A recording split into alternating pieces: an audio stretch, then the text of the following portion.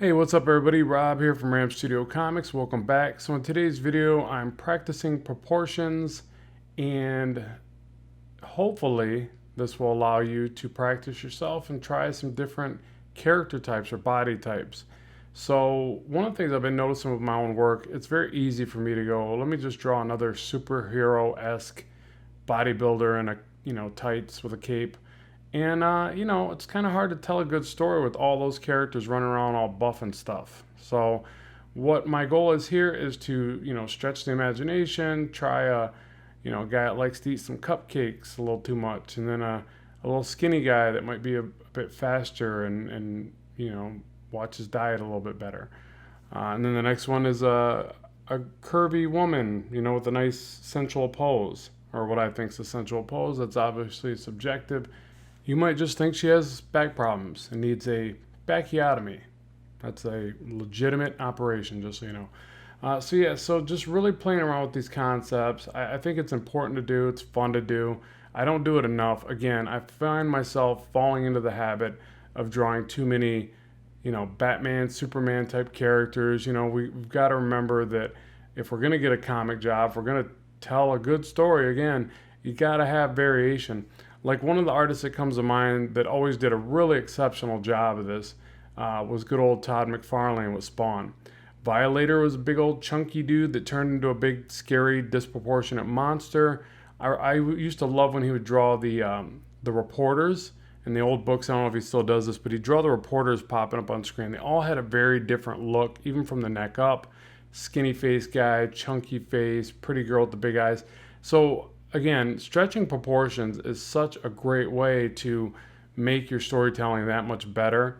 And so I'm kind of embarrassed in the sense that I'm starting to realize with my own storytelling that I just fall prey to that basic mentality of like, let's draw everybody with lots of muscle. So again, this is just me trying to combat that. I think that whenever we try to improve upon ourselves, it's like anything else that we try to improve upon. First, we have to identify with the problem and go, man, I really stink. Maybe it's time for more deodorant, or whatever the case may be. You got to identify with the problem and then address it. So here's me identifying with it, and here's the practice to address it. And it also made me think, well, maybe I should do a class more in depth on this. This is obviously just a quick time-lapse video, but maybe I should do a class in depth on this and share it on, Skillshare, Gumroad, or whatever.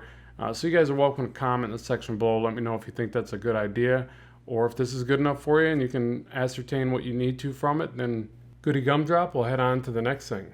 But yeah, so here I just want to do one that was kind of a hulking brute, but I also want to change the posture. So the main thing that I focused on with these different variables was posture, proportion, and obviously masculine and feminine, I guess, but posture, proportion, and kind of I would say storytelling in a sense. Like what does each one of them say to you? Do they look like a certain character? Can you kind of go a step further with the story just by looking at it?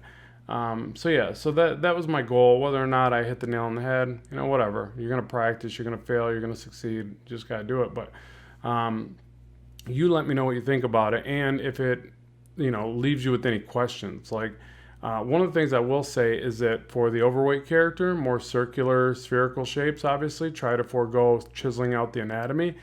For the skinny, lanky character, a little bit of chiseled anatomy with obviously very slender forms and quickly getting to the next portion of the anatomy, so upper leg to lower leg, not doing the bulking musculature. Feminine character, she's actually on an S curve, so thinking about the gesture behind it, obviously. And then for the hulking brute, a slumped over kind of lumbersome weighted front and just almost bad posture.